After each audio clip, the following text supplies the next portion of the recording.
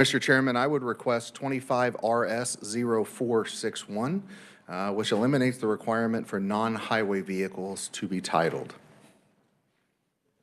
Committee questions or objections? Seeing none will be introduced. Thank you, sir. Do we have any other bill introductions? Seeing none, we'll turn our attention to the hearing on Senate Bill 17. First up, Senator Peck. Welcome to the Transportation Committee. Thank you, Mr. Chairman. I appreciate the opportunity to appear before the committee today in support of Senate Bill 17. Simply stated, I know you can read the bill, but Senate Bill 17 would exempt haulers of grain and other agriculture products from certain weight limitations during harvest. A load can be up to 10% greater than the maximum weight allowed by law for vehicles with 2, 3, or 4 rear axles, and up to 12.5% greater than the maximum weight for single rear axle vehicles. However, in no instance can the weight exceed a total of 90,000 pounds. I ask for introduction of Senate Bill 17 because it's been an issue, Mr. Chairman, that has been going on for years. I well remember during the 2007-2008 sessions, and you were around at that time, Mr. Chairman, Chairman Hazlett, chair of the House Transportation Committee, was chair. I was vice chair. We met in Speaker Majority Leader's office, Ray Merrick's, with Congressman Moran, now Senator Moran. So the three of us met with the Division of Vehicles, or not the Division of Vehicles, the inspectors, and told them of this issue. I remember this was a private meeting, but Congressman Moran was pretty adamant that this is unacceptable with the over-aggression of our motor carrier inspectors on our ag vehicles. Sort of reaching a gentleman's agreement. Things were much better for a few years.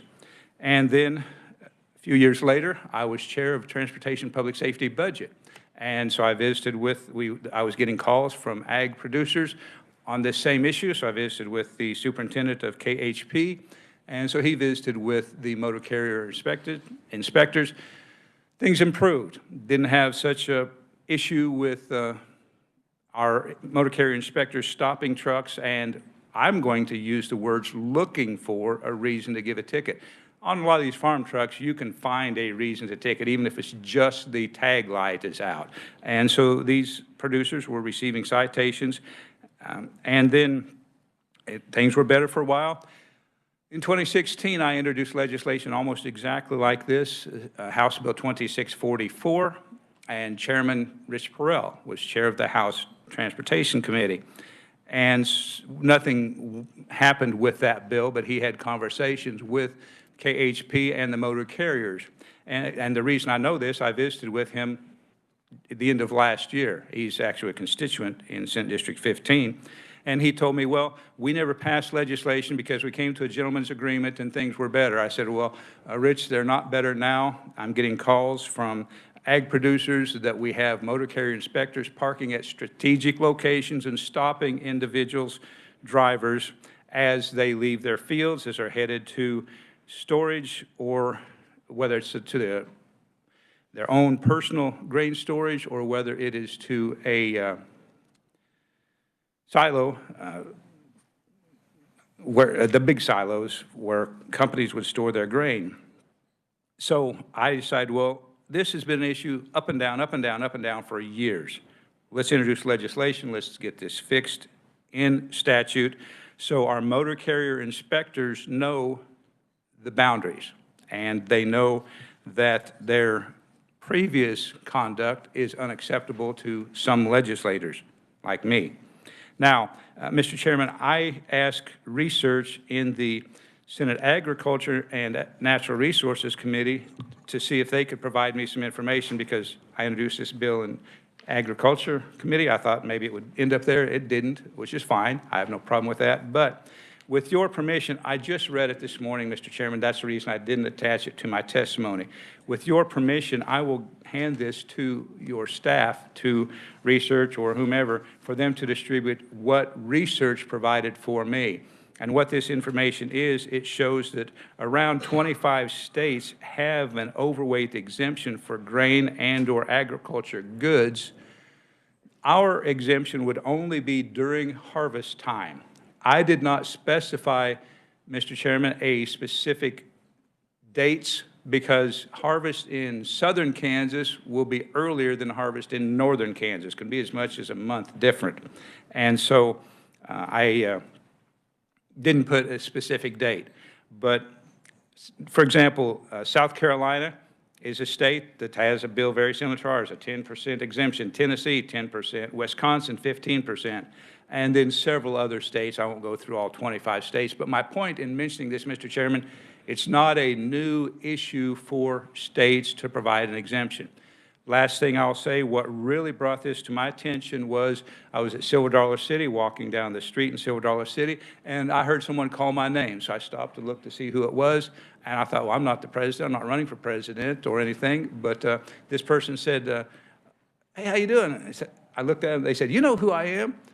I looked and looked and looked. Well, it was a kid now, that was like 50 years of age. Last time I saw him, he was 12 years of age.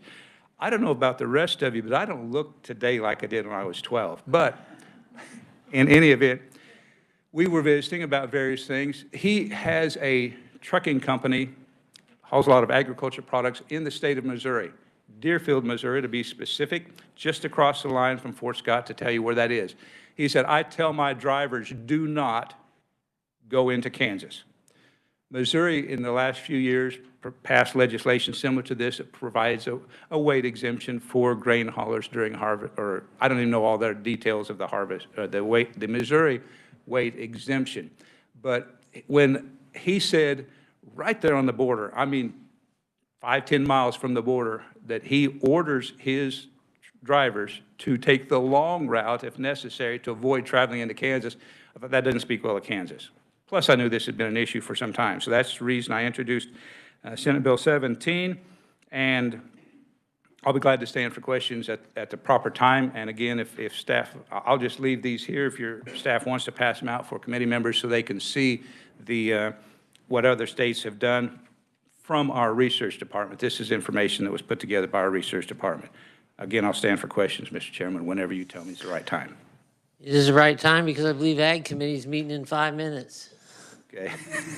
Committee questions. Senator Klemp. Thank you, Mr. Chair, and thank you, Senator Peck. Coming from that world, I like this bill. I would only say I had a question in regards to, it looks like you have limited the mileage to 50 miles from stockpile, which seems like the right amount of miles. Is that am I reading that correctly? That you are reading that correctly, and Senator Klemp, my position is if this committee feels like some adjustments, amendments need to be made to this legislation, go for it. Let's make sure that we got it to where it's the best it can be for the state of Kansas. But I figured 50 miles. Actually, I could have shortened it down, but when I introduced the legislation several years ago, it was 50. So it limits to 50 miles. And I believe that's adequate. Some of the conferees behind me may say it's not, but we'll find out. Thank you, sir. Any further questions? Senator Arterbright. Thank you, Mr. Chairman. Thank you, Senator. Grew up in this world. I just have a few questions, maybe of clarification. Not all of our farm trucks are maybe up to speed. I think that's gotten better over the years, but there still are some. So the weight capacity and the safety issues of that would concern me, knowing some of the background of my experience. The other thing, I do feel like maybe seasonal needs to be defined. I think we would put our patrolmen in a vague area at best. Some crops are still in the field as we speak. So is that still seasonal, is why I say that. And not knowing if a law enforcement person does not know how to define seasonal, I think that could be a topic, even though I know that that's a challenge for a farmer too. But I think that would put our patrol in a vague area. Thank you. I understand that concern, Senator. I do. The reason I didn't put a date is because of the difference harvest time in different parts of the state. And, Mr. Chairman, I failed to mention that weight limits would still be in place on bridges and such as that. So, and I don't believe most of our ag producers are not going to intentionally be overweight, but sometimes if they're trying to beat the weather, for example, they might put a little more grain on a truck. And this does not disallow motor carrier inspectors from saying that truck just doesn't look safe and stopping them and making certain that the truck is in good operating conditions, safe for the roads. But I appreciate your concern, but again, it's in this committee. I really want you to pass it out favorably, but I want you to pass it out in a manner that you feel like is very workable for our agriculture industry, as well as for our motor carrier inspectors. Mr. Chair. Ed. Thank you, Senator. Further questions for Senator Peck? See none, thank you. Well, thank you, Mr. Chairman. I am going to head down to the Agriculture and Natural Resources Committee. We're going to have a hearing on confirmation of the Acting Secretary of Wildlife and Parks. Have a good day, committee. Have a good day. Next up, we have Randy Stuckey. Good morning, Mr. Chairman. I know that we have quite a few proponents of the bill, I think, that want to speak today, so I won't be too long. And Senator Peck, I thought, did a really good job of giving the X's and O's of the purpose of the bill and what it does. Randy Stuckey this morning on behalf of the Kansas Grain and Feed Association, which is the commercial grain elevator industry in the state of Kansas. So that is our vantage point as a proponent of this bill. I will say that the scenario that Senator Peck spoke to, we actually received calls from his district last harvest season as well, from grain trucks. You know, the call was from our member, the grain elevator, who had as they always do there in the harvest season, a line of trucks waiting to dump their grain and get back to the field. And we had a highway patrolman who was pulling people over, farm trucks, as they entered into on the road up to the grain elevator, checking for weight and other issues.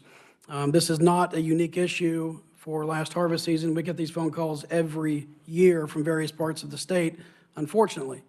As Senator Peck mentioned, during the harvest season, you can imagine the farmers are battling shortage of drivers. They're trying to get the grain out of the field to the elevator in a very short window of time. That's complicated most years by weather and, like I said, a shortage of drivers. And so it's a battle of time to get the grain from the field to the elevator, and you're behind a line of other grain trucks from other fields in a very narrow window. I think this is why the 25 other states, to be clear, mostly in the Midwest, grain states have found it appropriate to pass and adopt some kind of a weight waiver for grain trucks from the field to the elevator or back home to on-farm storage during the harvest season.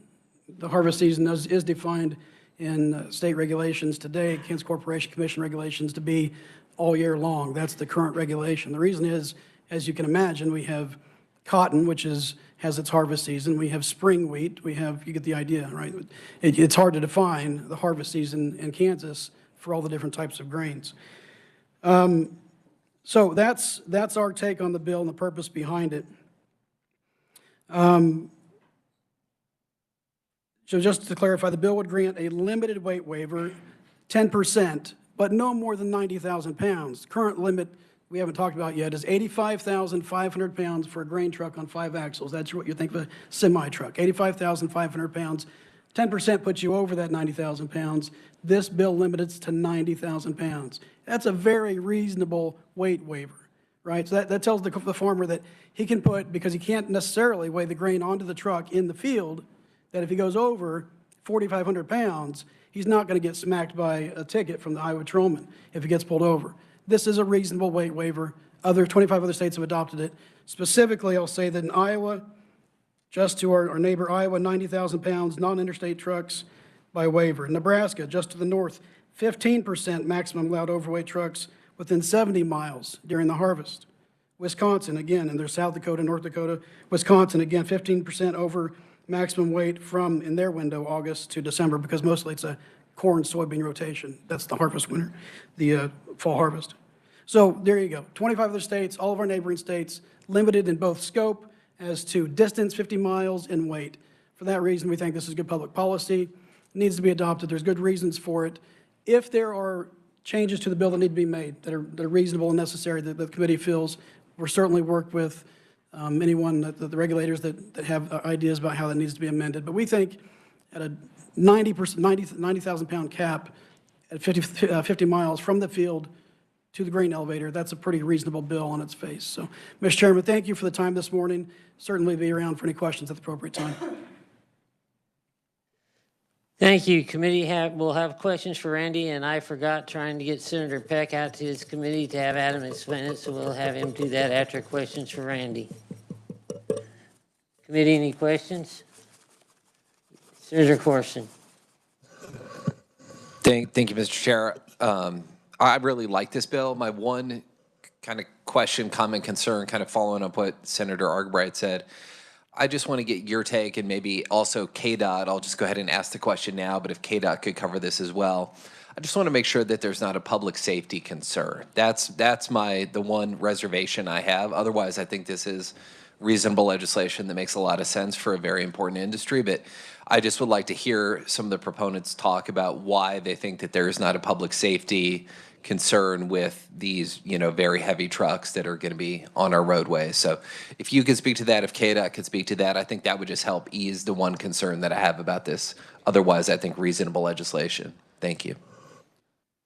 Thank you, Mr. Chairman. So certainly, the farmers that are driving these trucks are going to be doing annual checks on their primary maintenance, PM, on the trucks. And this is just a standard what you would do as a commercial driver on your equipment every year. They're behind the wheel. They're the ones that are carrying this grain. And farmers specifically in that industry take care of their equipment. You'll have it because it's very expensive equipment. The tractors themselves, the combines, the spray rigs, and then your grain trucks in addition to that. So that's just kind of an anecdotal, but farmers take care of their equipment because it's very expensive, and that's how you lengthen the lifespan of the equipment. Yes, the safety issue is an issue that we speak to anytime we talk about grain trucks and weights. And you're on public roads, this is the primary issue is safety. But for braking purposes, 4,500 extra pounds, those brake lines should be sufficient to carry that additional weight. I'm sure they've thought through this, and in the 25 other states that have adopted this reasonable extension of a weight waiver up to 90,000 pounds from the current 85,500. So it's a very small percentage. But so for primary maintenance, they're taking care of that equipment. And then, it's a small increase in that percentage-wise. Thank you. Thank you for that answer, and thank you, Mr. Chair. Further questions for Mr. Stuckey? Seeing none, thank you. Thank you very much. Adam, would you give us a brief on the bill now? Apologize for missing you.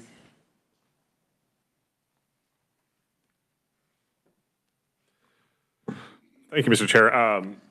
Senator Peck did a really good job of explaining the bill. Essentially what it does is it provides a variance for haulers of grain and certain other agricultural goods from the gross weight limitation set for vehicles currently in law. Under the bill, a variance from the gross weight limitation would be for any vehicle used exclusively in the carrying of grain or other seasonally harvested products during the normal harvest season from the field where such grain or products are harvested to storage, market, or stockpile, or from stockpile to market or factory up to 50 miles. The variance would be provided at 10% greater than the maximum weight otherwise provided for vehicles with tandem, triple, or quad axles, or 12.5% variance greater than the maximum weight for vehicles with a single rear axle. There's an overall weight limitation of 90,000 pounds, so vehicles would not be able to exceed 90,000 pounds. And the weight increase variance would not apply on vehicles operating on the interstate system or the national system of defense highways. And with that, I'd be happy to stand for questions. Committee questions. Adam, I have one. We did something for cattle on triple axles here a while back. Do you remember what that limited amount was? You don't have to get it now. I'd have to look into that, Senator. I'll get back to you on that. Thank you. Committee, further questions? See none? Next up, Taylor Nickel.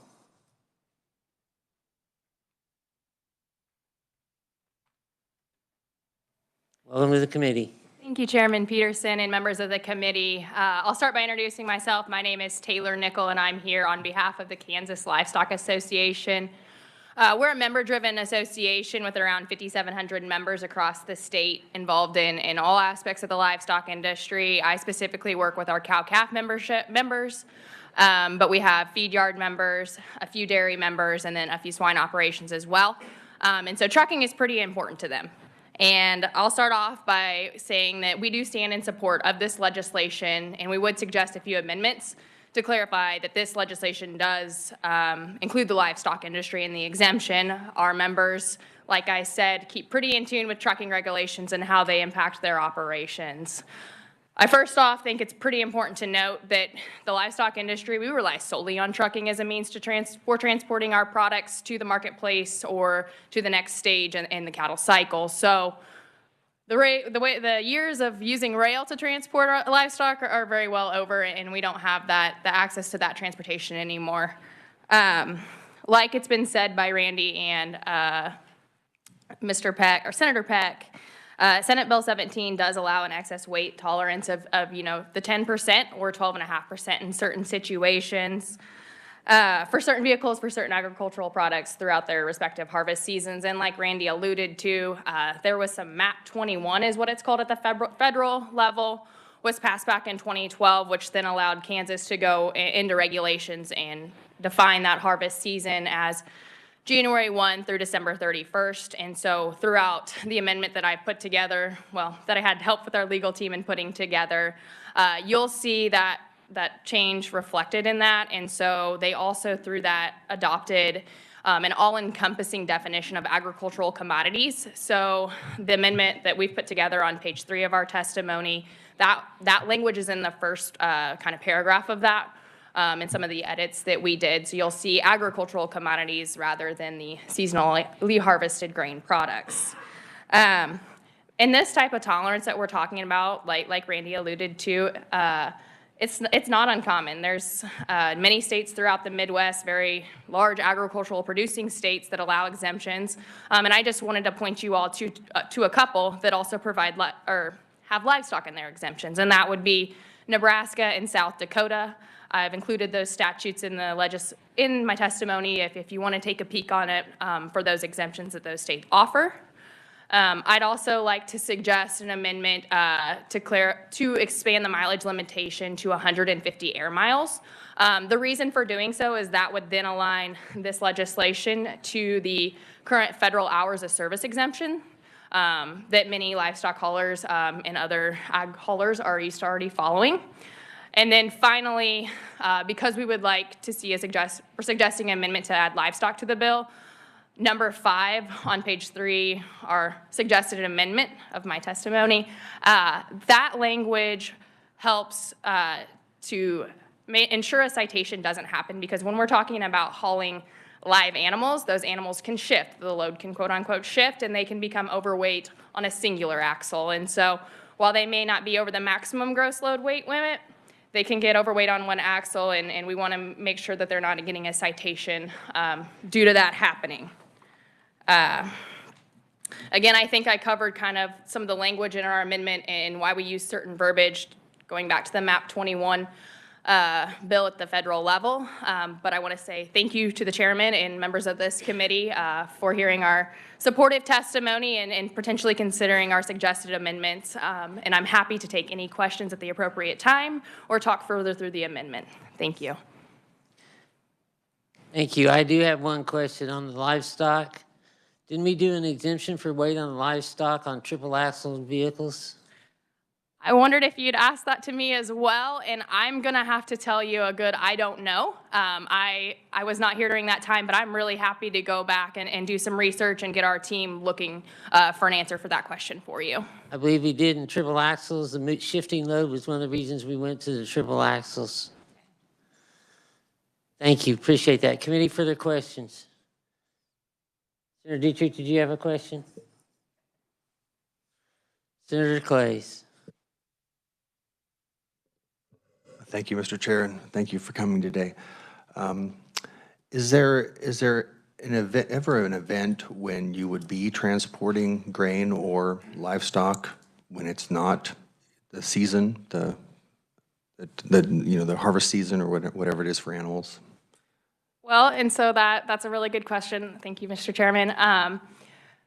There is no seasonality for livestock. I mean, we as ranchers, we're trying to keep the cattle moving through the cattle cycle from when we're calving and having the babies, when we are turning them out on grass, and then when they eventually go to the feed yards out in the western part of the state, and then eventually to slaughter. And so we're always in that cycle in providing beef for consumers. And so there really is no season, which is why we're glad that the state has defined the season of harvest and planting in this state from January 1 to December 31st, because we as cattle producers, yes, there may be certain seasons in which are calving, but the rest of the cattle cycle, there's not a season. Okay, so as a defined, I'm sorry, Mr. Chair, follow up. So you're saying now the season is the entire year? Is that what this amendment's saying? I didn't catch that on my brief looking over. No, you're okay. So the season for planting and harvest in the state of Kansas has already been defined and as what Randy alluded to, I believe some KCC regulations correctly. That's not what this amendment is suggesting. That's the way it already is that it is January 1 through December 31st. And so this amendment would use the language that is in the regulations that came as a result of some of that MAP 21 stuff when relating to using agricultural commodities instead of the seasonally harvested grain products. Committee, further questions? Seeing none, thank you, Taylor. Sir. Next up, we have Gary Russer, Kansas soybeans.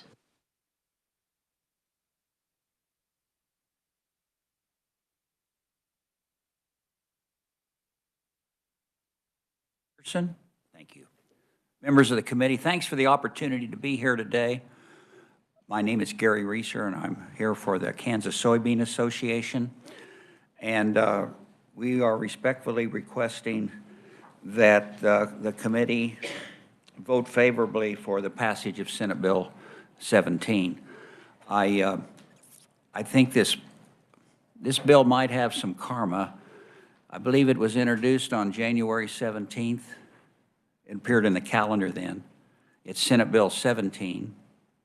And in 2017, a weight extension bill, increase in weight extension bill for trucks was passed by the Kansas Legislature. I remember talking to Senator Dietrich and Senator Bowers about that back in 2017. That was House Bill 2095. And I've got a thing about numbers. I don't know why. My grandkids call me the Count.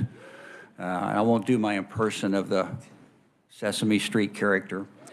The interesting thing about House Bill 2095 is it increased the weight limit but required 6-axle trucks. But what I've found in doing some research and reading up on this that I thought I would mention is that increased weights actually add additional braking distance, and it also decreases the stopping distances for trucks. So that's that for increased weight limits can do that kind of thing. So just very quickly, this bill grants farmers and ranchers flexibility in moving grain, removes a potential burden of overloading a truck, a lot of times accidentally. Precise weight estimates are difficult because of fluctuations caused by many factors, such as moisture content. Citations often apply to drivers who have no control over the weight as opposed to the truck owners. And maybe most importantly in overriding is that Senate Bill 17 would relieve farmer stress during harvest, a hectic and stressful time anyway. So once again, the Kansas Soybean Association respectfully requests you vote favorably for Senate Bill 17. Thank you, Mr. Chairman. Committee questions? Senator Warren. Thank you, Mr. Chair, and thank you for your testimony today. Since you were talking about citations, how much is a citation if you're overweight on the trucks? I don't know. I'll ask probably Highway the Patrol other- would be. Conferees probably has an answer to that, Senator. I don't know.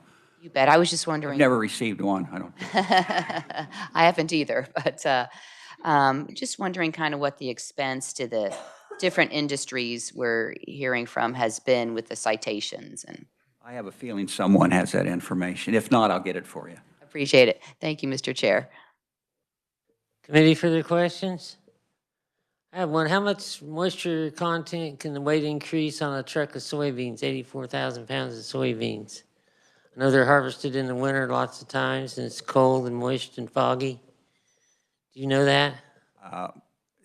I'm sorry, would you repeat that? How much would the weight increase from moisture be?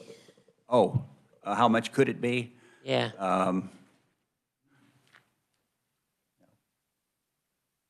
I don't know, but I could try to research that for you, Senator. Yeah. Appreciate that. Thank you. Committee, any further questions? Seeing none, thank you. Thank you. Next, we have Russell, and I'm not even going to come close to trying the last name. Thank you, Chairman. Thank you, members of the committee. I am Russell Plaschka. Think of an angry German, how to pronounce that last name. Thank you for allowing me to testify in support of Senate Bill 17. I represent the Kansas Cooperative Council, so if we think about our farmer cooperatives across the state, 575 locations, 5,000 people employed by those cooperatives, and over 116,000 farmer members. We stand in support of this bill. 17 directly addresses transportation challenges faced by our farmers during our peak season. Randy has outlined that very well as Taylor and Senator Peck.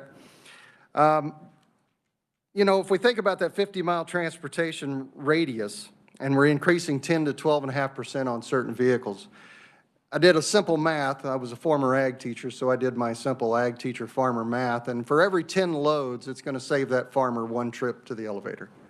And that 50-mile radius is fairly reasonable because most of our producers are going to be delivering to our cooperatives within that 50-mile radius. So we do stand in support of that. We understand the safety concern from KDOT, the Highway Patrol, and we understand that, and our producers are, as it's been pointed out, our producers do a good job of making sure their vehicles are safe and roadworthy. And if they're not, we expect KDOT and Highway Patrol to do their job as well. So again, we thank you, and I stand in support, and Kansas Cooperative Council support of Senate Bill 17. Committee questions? Senator Clamp. Thank you, Mr. Chair. You mentioned the 50-mile radius, and it may not be the right answer for you to answer the question, but do we increase risk on the roads if we increase that to 150-mile radius? Do you have an opinion on that? I wouldn't think we do in terms of that because the weight's going to be the same. Very good. Committee for the questions? Thank you. Is there anybody else wishing to appear as a proponent? Committee note we have multiple proponents in written testimony. We'll now turn our attention to the opponents. First up, Captain LaRoe. Welcome back. Good morning, sir. Committee members, I'd like to be able to speak in opposition to Senate Bill 17. I am Captain LaRoe of the Kansas Highway Patrol. I am in charge of the Motor Carrier Inspection Unit for our agency. We can get into some of the kind of finer details from some of the questions that have been asked. I will say this bill asks that grain products be allowed to weigh either 10% or 12.5% greater than the maximum weight shown on the bridge chart. However, they cannot be over 90,000 pounds, according to the way the bill is written currently. What we haven't discussed to this point is that the federal highway regulations state that no commercial motor vehicle will be over 80,000 pounds on the interstate system. This bill exempts the interstate system for that reason. The state of Kansas does allow up to 85,500 pounds on Kansas maintained roadways. So that's your county roads and your state maintained roads. When it comes to the enforcement of weight violations and things of that nature, I have 64 inspectors statewide, 14 are operating mobile scales. And when it comes to mobile scales, one of the things that we haven't discussed yet this morning is the fact that we do allow a certain amount of tolerance due to moisture, mud, snow, things like that on the load. The tolerances that we do allow are 1,000 pounds on single axles and 1,500 pounds on double axles. Above these tolerance citations will be issued unless there's extenuating circumstances such as we just talked about, the accumulation of ice, snow, mud, moisture, things of that nature. Missouri was brought up earlier this morning. They do have a bill that's very similar to this. I'd like to point out that Missouri does only allow commercial motor vehicles to be 80,000 pounds, but they give grain a 10% variance. That means they can go up to 88,000. With the Kansas roads already being at 85.5, I know I'm going to throw a lot of numbers at you. I apologize. With Kansas roads already being at 85.5 and the tolerances allowed by our mobile inspectors, we're pretty close to what Missouri's already doing, not to exceed 90,000 pounds. I would also like to point out, as you did earlier this morning, Senator, you can go up to 90,000 pounds with an extra axle, and you apply for a permit through KDOT. I believe that, I'll let KDOT speak to that, but I believe the permit's annual and it's about $200. But I'll let KDOT speak to that here in a little while. While Kansas Highway Patrol is not responsible for maintaining the roadways, we are obligated to enact the laws that are established here at the legislature and protect the infrastructure of the state of Kansas. As technology changes, I'm bringing up this point here too. As technology changes in the automobile industry, cars tend to get a little bit lighter. Commercial vehicles tend to get a little bit heavier. The impacts of this are not lost on our troopers and people involved in CMV crashes. I had some reconstructionists run a couple numbers for me here and to answer some of the questions I can. An 80,000-pound vehicle, assuming that it's in good operating condition, good brakes, good tires, requires 223 feet to stop. If it's up to 97,000 pounds, that increases to 238 feet. Stopping distances do vary, again, based on road surfaces, gravel, pavement, things of that nature. So there are some considerations there, but in generally speaking, to put a number to some of the questions that were asked earlier, yes, it does increase stopping distances. A couple of other things that we'd like to probably try and clarify should the committee pass the bill out of this committee. We need to clarify whether farm operations are included in this only, or if commercial operations are. There is a difference between the two as far as federal regulations go. We did discuss MAP 21 earlier. Farms are allowed a lot of exemptions. Some of those exemptions, I want to make sure I get them all. I don't want to be wrong here. Commercial driver's licenses, they are not required to have CDLs. They're not required controlled substances, physical qualifications, examinations, hours of service, or inspections, repair, and maintenance. So that's the exemptions that are already given under MAP 21 for farms. We'd like to clarify that this bill applies only to farms or if it also applies to commercial motor vehicles. The other point of clarification we'd like to make is if this also applies to registration weights for vehicles. If a farmer has a truck tagged for 85.5, if he's overweight, is that still a registration weight violation or not? I just kind of threw a lot of numbers at you, and I apologize for that, but I will be more than happy to answer any questions you have this morning. Committee questions, Senator Clays. Thank you, Mr. Chair, and thank you for coming today. And when you talk about stopping distances, you noted that the weight obviously is a big part of the physics there, and road surfaces. Speed would probably be another one of the big variables, if I remember correctly from my Physics 101 34 years ago. So with that in mind, if is there a speed limit that might put them back in a safety range that you would be comfortable with?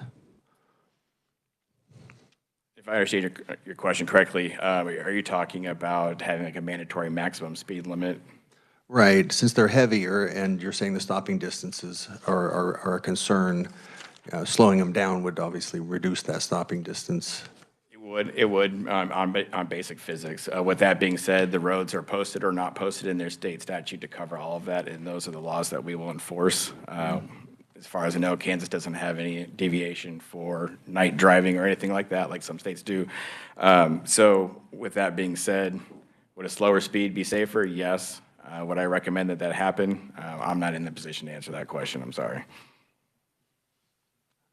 I was meaning in lieu of, so, you know, if we were to increase the weight, you know, to kind of counteract that, so the physics of the stopping distance remain the same, you know, slowing them down, you know, 5 miles an hour, 10 or something like that, would you be in support of something like that, or is it still a concern for you? It would still be a concern, I think, and the reason being, in my physics class was also a long time ago, is what we're going to talk about is kinetic energy. That's the momentum of the vehicle and the weight of the vehicle moving down the roadway. Even at a slightly reduced speed, the kinetic energy that's going to be transferred on impact is still going to be great. So I don't know that it would make much of a difference if that answers your question. Any further questions? Senator Warren. Thank you, Mr. Chair. Thank you for your testimony today. A follow-up on my question about citations. Does the Kansas Highway Patrol know how many citations for trucks who exceed the weight limit are issued? Yes, ma'am, I did anticipate this question. I did pull some numbers for 2024. For registration overweights, as we discussed earlier, we had 61. Overweights by axle, 645.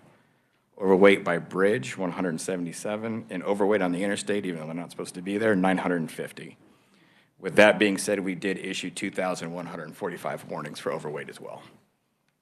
Are these for, obviously, the well, maybe not. Are all those citations, are those primarily Kansas registered vehicles, or are they others traveling across the state? Yes, ma'am. When it comes to enforcement, obviously we do, as you get into the border areas, they're going to cross state lines to get to their elevator if that's the closest one. But the majority of our enforcement is Kansas vehicles. If I may, Mr. Chair, and what's the average amount of the citation that's issued? That's a very good I mean the dollar amount. That's a very good question, Senator. Basically, the way this works is it depends on how far they're overweight. And under current statute, if they're 1,000 to 2,000 pounds overweight, the fine is 3 cents per pound. If they're 2,000 to 5,000 pounds overweight, the fine is 5 cents. And I'll just skip to the end. If they're 7,501 pounds or over, that's 10 cents per pound in overweight. So just real quick, if I'm registered at 85.5 and that's what I'm doing and I have 100,000 pounds on board, quick math, $1,450 would be the fine.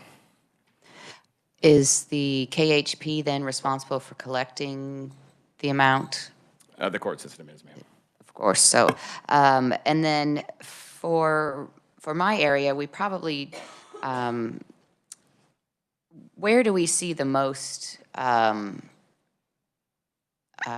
mobile weighing of the trucks? Is it a particular area of the state, or? Again, I have fixed scale facilities. They're checking trucks. They're primarily on the interstate, so we can't be over 80,000 on the interstate. And then I have mobile weights. I have 14 inspectors that cover 105 counties. They are spread out throughout the state, northwest, southwest, northeast, southeast. I have them just about everywhere.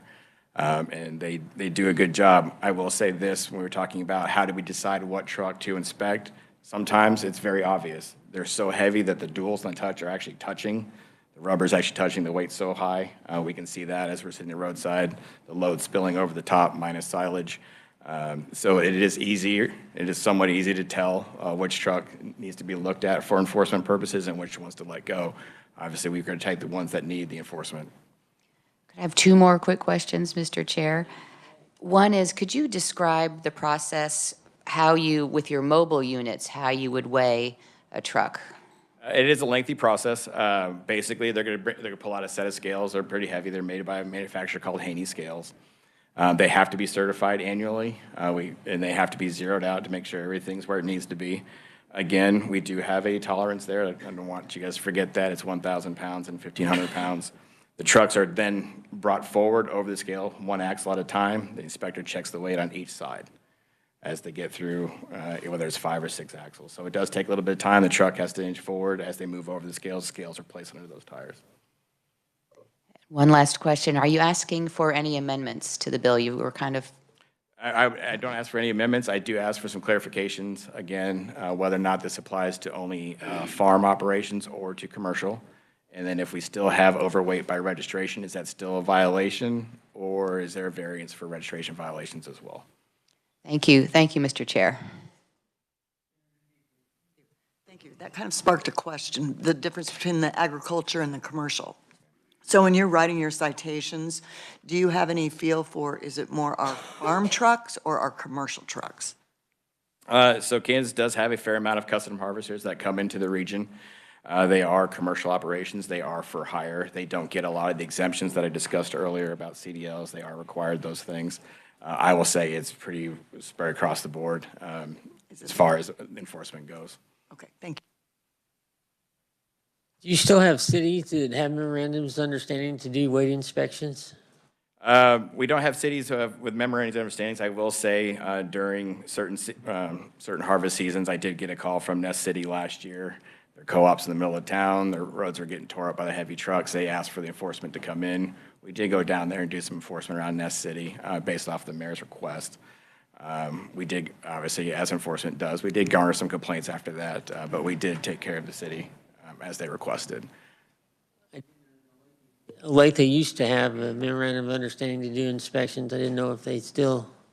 I understand the question you're asking now, Senator, and yes, we do have some what we call local inspectors. Olathe, Overland Park, I want to say it's Franklin County.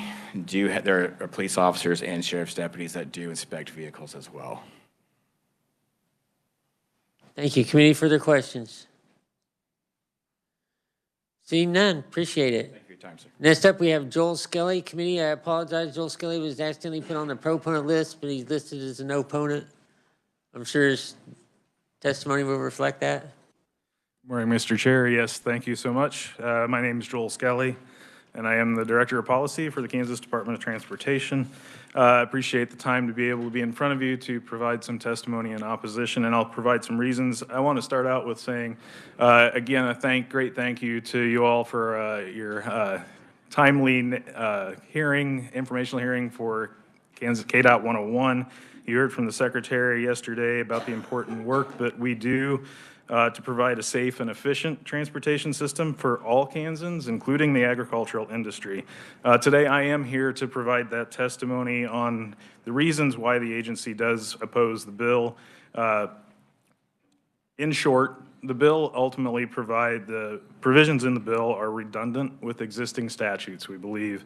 The exceptions to the weight limits for the vehicles in the bill are already provided for under KSA 81919, which has already been referenced. And Chairman, you've already asked about the exemptions to the livestock haulers. This Kansas statute that I'm referring to is actually the overweight ag annual permit. KDOT worked with several stakeholder groups back in 2017, as it was already noted, to find a solution to what this bill is ultimately proposing to do. The result of the work is that this annual ag permit that's available for farmers and commercial haulers to transport divisible loads, agricultural loads exceeding 85.5 or 85,500 pounds with a vehicle that has 6 axles or more.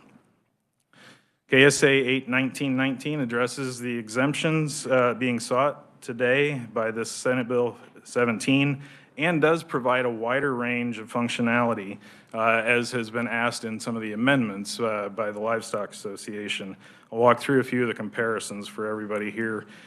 Senate Bill 17 does provide for grain and other seasonally harvested products only.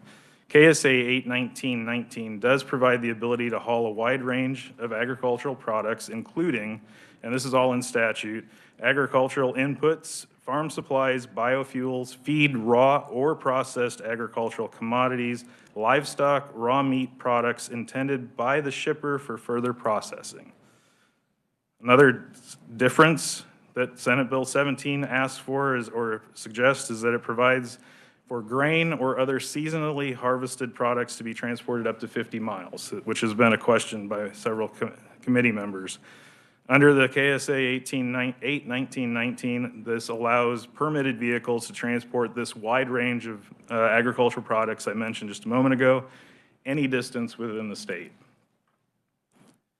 Senate Bill 17 provides for vehicles transporting grain and other seasonally harvested products only during the normal harvest season, which has been asked as well. KSA 8/1919 allows permitted vehicles, again, to travel throughout the year, not just during a normal harvest season. All of these three things provide a little less confusion if we were to, say, introduce and have this bill passed in Senate Bill 17. That would create some confusion between, well, what is under 8/1919 allowed with a permit that people are utilizing now to what others without a permit would be using. Those are the similarity, or those are some of the differences or comparisons. Some similarities between the bills, or between the bill and the existing statute, is they both limit the vehicles to a 90,000 pound weight limit. And KSA 8/1919 also does not allow vehicles over 80,000 pounds on the interstate system. And this is part of the agreement that we worked through 8 years ago now, in 2017, with several of the stakeholders, because when this was brought, as I think Senator Peck mentioned, in 2016, there are concerns for us, especially when it comes to infrastructure. There's increased potential degradation to the infrastructure, including bridges, as well as we potentially lose federal funding if we violate these rules, these federal rules for axle weights and the bridge formula spacing. So there are concerns that this law that we have now, 8/1919, actually took into account to make sure that we do not lose that federal funding. As you have heard yesterday, funding is a critical piece to how we keep our infrastructure in good working order for those folks to be able to drive safe, get to their appointments, and get goods to market. Just a couple of other notes that I want to make sure I hit, and then I know there were some questions I wanted to touch on that were asked. Permits that are issued annually average about 2,200 right now for this ag permit. It's an annual permit for a vehicle. Again, farmer or commercial hauler can actually come in and apply for that. Works for the full year. $200, they can transport as many loads on that vehicle as they need to. Again, the distances are not an issue. It puts it on 6 axles. That is a big help for us from the infrastructure standpoint. So I wanted to touch on a couple of things. I think somebody had asked about, oh yes, Senator Clays had asked about the speed, reduction in speed. I would want to add in, I think, Captain LaRoe, and I apologize if I got your title wrong, or gave you a promotion or a demotion. Speed differential is a concern for us. When you have differences in speed, even if it's posted, someone that's going to be traveling this rate of speed, they may not see that sign 5 miles back and forget about that, and as they've got onto the highway, they may be, okay, I can go 65, and they have a truck now that's going maybe 55. That's a 10-mile speed differential that is unanticipated potentially, and when we have that actually creates other issues, safety concerns with differences in speed, and people potentially having crashes there. So it artificially changes people's expectations in some cases. So that would be a concern for us in that space. The other thing I wanted to mention, and I did briefly mention this earlier, was the bridges. All bridges, if they are not able to, and they are evaluated, inspected every 2 years, at least every 2 years. Some bridges are annually across the state. There are 25,000 bridges in this state, essentially. About 20,000 of those are on the county system. So I think you'll hear from the Kansas Association of Counties today as well.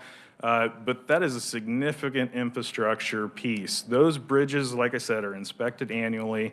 If they do not meet the limits, if they cannot handle a load that is over 85,500 pounds, they are posted, what's called load posted.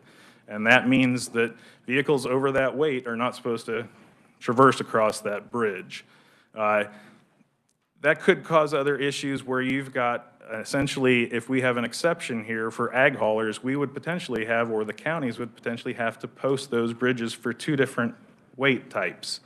And so you could be at 85.5, but then you have a vehicle that's over that, then you have a concern, and you have a bridge that maybe can handle the 85.5, but they can't handle the 90,000. So now you've got another bridge that's actually got to be load posted.